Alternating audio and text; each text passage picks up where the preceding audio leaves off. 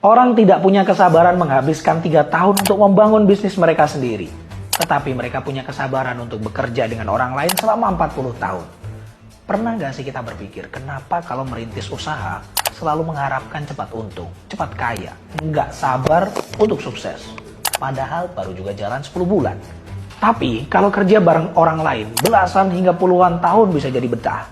Padahal kalau dipikir-pikir, bos kita juga kan sama membangun usaha. Tapi betah sabar. Lah kok kita nggak gitu ya? Apa kita ini nggak cocok jadi bos? Membangun bisnis memang membutuhkan keberanian dan kesabaran yang luar biasa. Di tahun pertama, banyak tantangan yang harus dihadapi. Mulai dari modal terbatas, pasar yang tidak pasti, dan risiko kegagalan yang cukup tinggi. Itulah yang membuat banyak orang merasa lebih aman bekerja untuk orang lain. Meskipun mereka harus menghabiskan 40 tahun hidup mereka dalam rutinitas yang sama.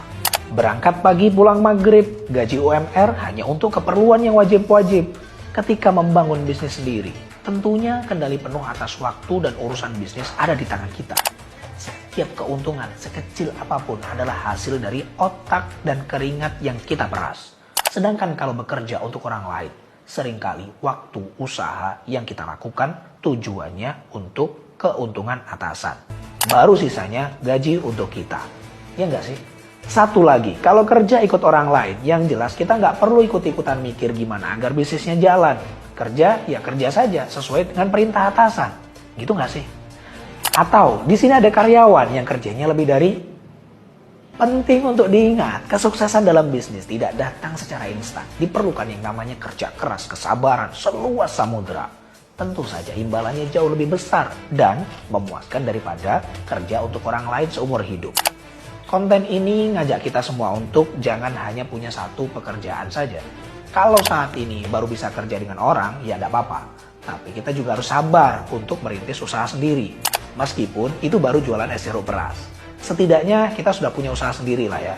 Kita ini nggak tahu sampai kapan kita bisa kerja bareng sama orang lain. Kita juga nggak tahu apa yang terjadi besok dan dengan kita sendiri. Jangan sampai seperti yang baru-baru ini, banyak karyawan ekspedisi merah yang terkena PHK dan pada bingung mau ngapain. Tidak ada salahnya kita memulai usaha kecil-kecilan, sampingan gitu ya. Tujuannya itu tadi. Jadi, kalau sekarang punya impian yang besar, cobalah untuk memberikan diri kita kesempatan. Mungkin 3 tahun adalah waktu yang lama, tapi ini bisa jadi investasi yang terbaik yang pernah kita buat dalam hidup. Ingat, kesabaran dalam membangun bisnis sendiri mungkin sulit, tapi hasilnya bisa jadi sangat luar biasa. Pejabat publik kita saja tahu, selain mereka menjabat sebagai pejabat, mereka juga punya banyak sampingan.